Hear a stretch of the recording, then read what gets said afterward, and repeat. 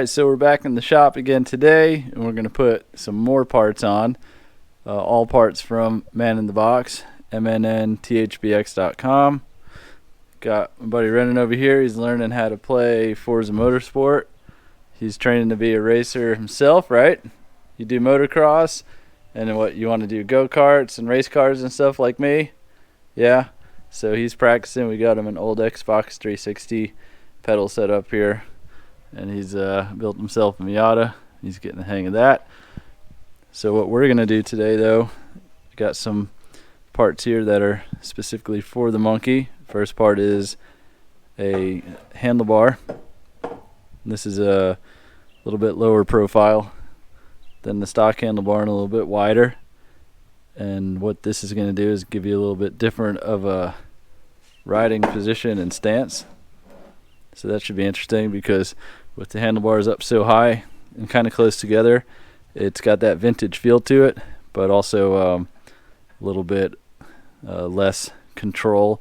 It kind of turns sharp. It's not a big deal, but at the end of the day, the wider the handlebars, like over here on the Grom, we got the Renthal CR highs, and with them being so wide and lower, you really get a lot more control out of that setup.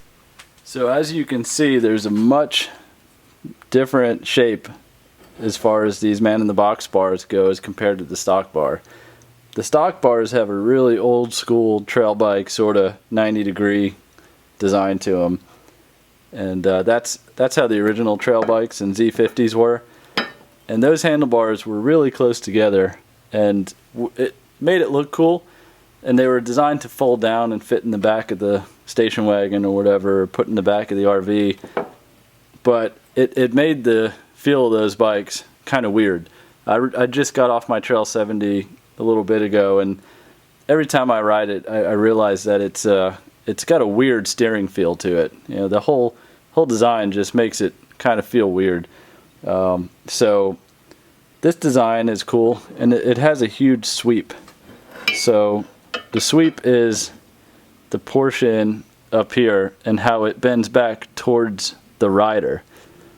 With the really aggressive sweep, it's going to be kind of like a cruiser or like a Harley, and it's going to be easy to turn, but the movements are going to be quicker. They're going to react faster because of the leverage involved. So if you're turning something like this, the movements are going to be more extreme because the closer you get, the more extreme those movements are. The further away you get, the more control you have over the sensitivity of that turn. This is pretty technical, and I'm going off the top of my head, so I might be wrong on some of it. However, with these new bars, you can see they're a lot less aggressive in height and in sweep, and that's probably going to provide a lot more control. So I'm curious to get these on and see how they feel on the bike. Alright, so we're looking at an overview from the OEM service manual for the handlebar removal and installation. So let's see what they say. I've done this on a Grom before and it was pretty easy, so I'm curious to see how they suggest you do it, besides what I found out the easiest way is to do it. So as you see over here, there's just an overview of the system, and basically we're looking at 4 bolts holding the clamp down for the handlebar, and then the controls that are connected to the handlebar, because we're just swapping the handlebar, so we're not getting down into the suspension or the mounts that hold the handlebar to the triple tree. Okay, for my first step, I'm going to remove the mirrors, and that just involves using a 14mm open end and loosening the jam nuts and the lower mounting nut for the mirror. Okay, my next step is going to be removing the tie wrap band clamps. Next up is to pop these finish ring caps off. And basically just take a little knife or a razor and just flip the cap off to expose the hex bolts underneath. So these handlebar weights, or the end pieces on here, are almost impossible to unscrew. They have just a regular Phillips head bolt in them, but they're always on there really tight. So I've had luck with using a pair of channel locks to kind of grip the edge and help spin that bolt out that's underneath. And I hate doing this because there's a chance that you're going to mark up this finish, but it's either that or you're going to completely destroy the bolt underneath as well. So once you give it a little twist, then the bolt kind of loosens itself up on its own. And I'll point out, you're gonna nick this finish a little bit. So if you're worried about marking this finish up, you're better off trying to get this bolt out. And maybe it needs a Japanese standard screwdriver tip or something, I don't know, but I've never had luck getting these out with just a screwdriver. I've always ended up stripping out these Phillips heads. So however you plan to do it, that's how I do it, and that's how I find it to be easiest. So the next thing I'm going to do is take these clamps off of the clutch side. It's just an 8mm, and you can use the 1/4 inch ratchet. There's not a lot of torque on these. We're going to do the same thing on the throttle side.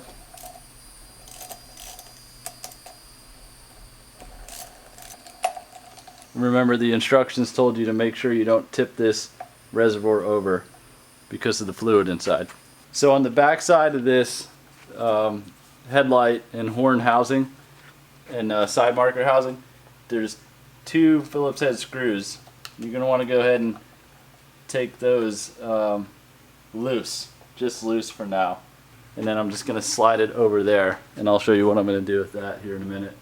So one technique that I've used before to get grips off, because that's the next stage, next step of the process right now, is to get this grip off.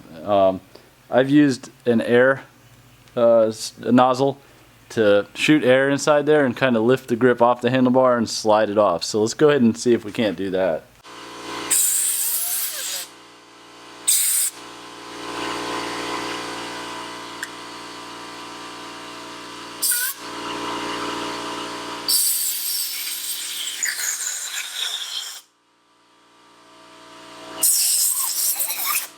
Okay, so we got the grip off, and I like using that air method because there's a little bit of glue and tackiness in here, and if you do it another way with soap and water or WD-40, you're gonna have to clean the inside of this out. So if you can get it out and keep this OEM tacky sort of stuff in there, to me that's the best method to do this. And what we're gonna do is just a reverse and put it back on the same way. The next thing I'm going to do is go to the throttle side and loosen the screws for the start and stop switch assembly. So just loosen them enough to relieve the assembly enough to slide over that hole that's in the handlebars, and then I'm going to slide them down the handlebars. Okay, so that's loose.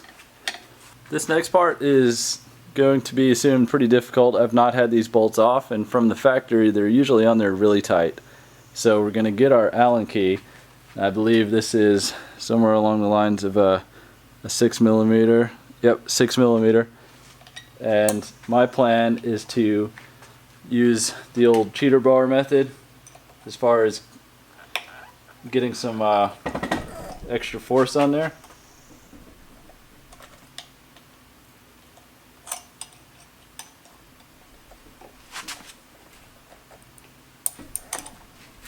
It actually wasn't too bad. However, you're not going to get a lot of leverage on the small L bracket, so if you do have a socket, 6mm, a 3/8 socket driven, or a T-handle, I think the T-handles are going to be hard as well. So this way, it kind of gives me a little bit more confidence that I'm getting a good leverage on it. So this next part is where I'm going to deviate away from what the factory manual says to do. And I'm going to keep these control assemblies assembled and together, and I'm going to remove the handlebars from the clamp, and hopefully I'm going to be able to have enough slack in the cables to slide the controls off the end without having to undo any of the the clamps and the assemblies, because once you start taking those things apart, you run the risk of things just becoming more difficult for yourself. So the clamp is off, so we can just lift these handlebars off of the lower mounts. So let's go ahead and observe that practice of making sure this stays upright, and let's try to slide these things off. That one was really easy, and then we want to just make sure that this doesn't go upside down. Let's do our best. It's going to be tough. Let's try to balance on the light, and this one should just be a matter of the same thing, sliding it off.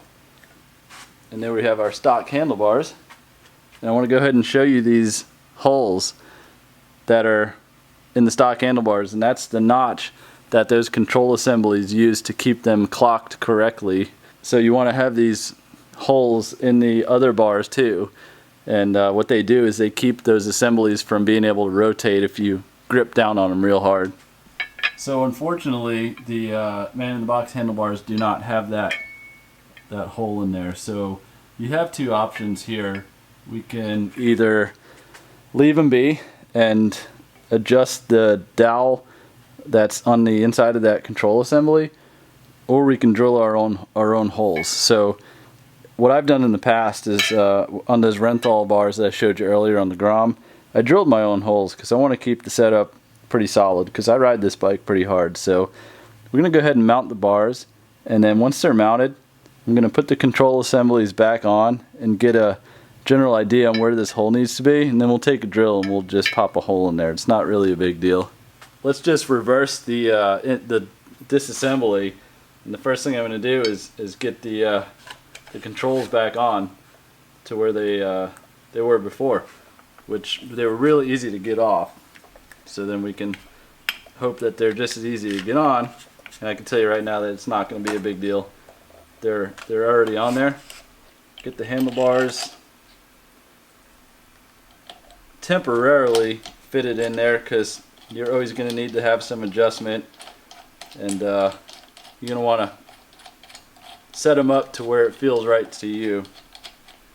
What I'm going to do is just tighten these very snugly, and this is going to allow me to rotate and slide the bar if need be, which I'm sure I'm going to need to do. There's a lot of test and adjust that goes with the bars.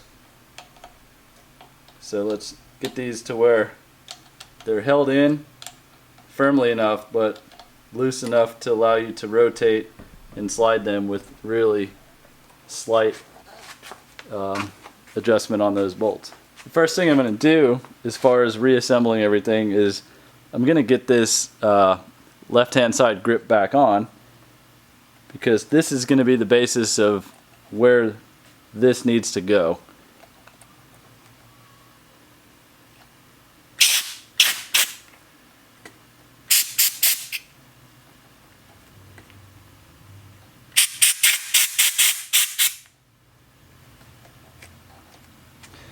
As you can see, that went on really easy. Just a light bit of air pressure to balloon the inside of that, and it should slide back on there fairly easily. It could rotate later, I'm not sure, but if it does, we'll just throw some grip glue in there or something after the fact. Next step, I'm going to go ahead and put the clutch lever back on, and I'm not going to put it in its final spot because I don't know where that's going to be yet. But I just want to get it on there basically as a reference point as we look to find a spot to drill our hole. So this part's pretty critical, and get your handlebars loose enough to where you can move them around. So you're going to kind of want to find where you're going to be riding, where you want your arms to be in this step right here, and go ahead and get a general feel for where you want this control. You have the destiny to put it where you want right now. So find the spot where your thumb can easily access this, and go ahead and take your Phillips head screwdriver and tighten this assembly down And we're hoping that the dowel pin inside of there makes a notch on the handlebar that'll indicate where we need to drill our hole.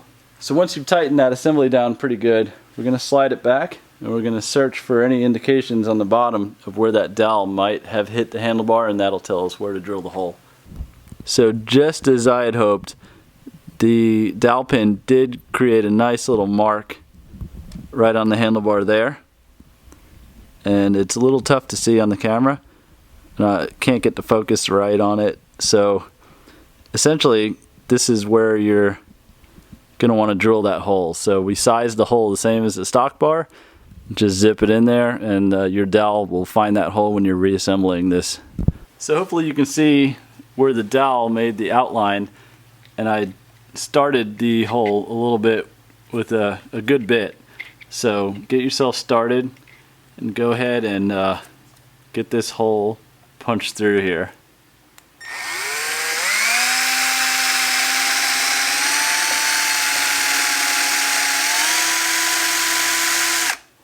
We can see if the dowel will fit in a hole that's not all the way through. The biggest thing is we just want to make sure that it doesn't allow the assembly to clock. So that looks good enough.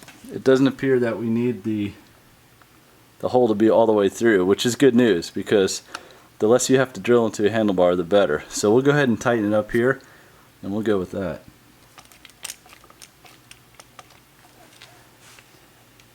You might not need to do this, but it's something that I want to do because this is how it's set up from the factory. And I ride pretty hard, and if for some reason you can see I tighten it pretty good, and it'll still move. But if you have that hole in there for the dowel, it's not going to go beyond that indentation that it's sitting in. So I think it's a good idea, and I recommend doing it.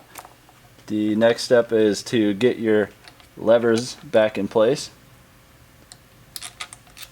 And take note, there's a stamp on here that says which way is up. Go ahead and get it to where you think is comfortable for you, and lock it down, and like I said, you can always revisit it later. So the throttle side is a little bit more in-depth as far as what you have to do in lining it up to make sure it's correct. However, there are some guidelines. As you can see, there's an indentation here, and that indentation is going to be right in line with the mirror mount here.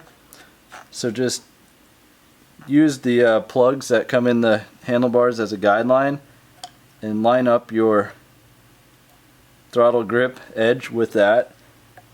And I believe you're going to want this up around here, because you don't want it to be down too far, because then you'll have to turn your grip too far to get wide open throttle.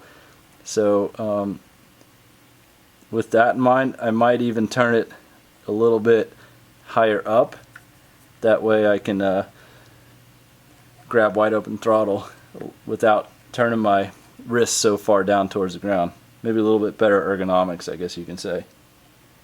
So once you find that spot that you like, go ahead and try to hold the grip in the right spot,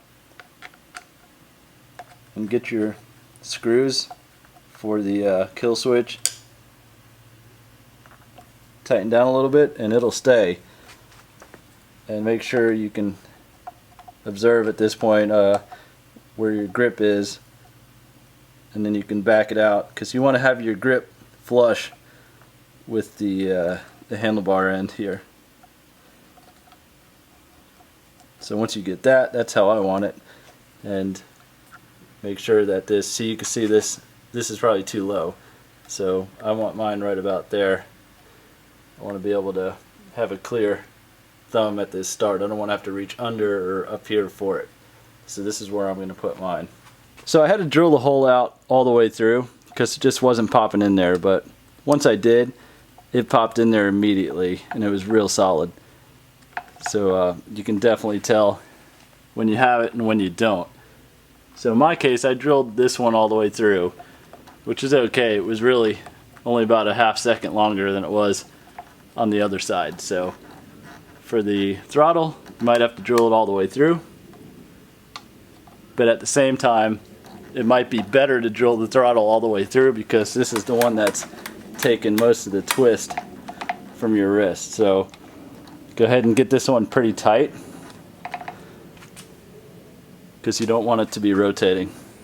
Just the same as the other side, find the up indentation. Go ahead and get your bolts, 8mm bolts, back inside the, this is the front brake lever. The only guideline there is the indentation on the back side of that kill switch area. And you can always adjust this later, like I said before, so it's not a deal breaker if you don't like where it is. So moving into the final stages of this install, we're going to find the angle of where we like our bars. We're going to go ahead and tighten them down. I'm going to just eyeball the centering of it. There's no guidelines on the bars like there are motocross bars, so we're just going to go with the off the top of the head on that one. And what I'm going to do is kind of just feel where I want these bars. And if you ride a little aggressive, hunched over, you know, if you're riding off-road, if you're just riding standing, you know, sitting straight backed, you might as well keep the other bars on, because these bars are going to be lower than what you probably like. So I'm going to probably sweep mine about a little bit forward of in line with the forks. Traditionally with like bicycles, you start off with them lined up with the angle of the fork. So we could do that, but I could tell I'm probably gonna like them a little bit pitched up. I don't know, maybe not. I think I will probably start with closer to the angle of the fork setting, and then we'll see where it is, and we can always adjust it. This is just 4 Allen bolts here on the clamp. So start off with an angle you think you like and tighten it down, and you can always adjust from there. And of course it's important to get these just as tight as they were when you took them off. So I'm going to use my cheater wrench setup and go ahead and get some good torque on them. Putting them back on. Twist the handlebars to where they're locked to one side. Go ahead and get your wrench slipped in there and give it some good torque. There's also powder coating on these bars, so I wouldn't be surprised if at some point you had to check these and retighten them as they wore in. So keep your eye on it, and if you find you need to retighten the bars, it's easy enough to go ahead and do that. Go ahead and pop your finish caps on here before you lose them.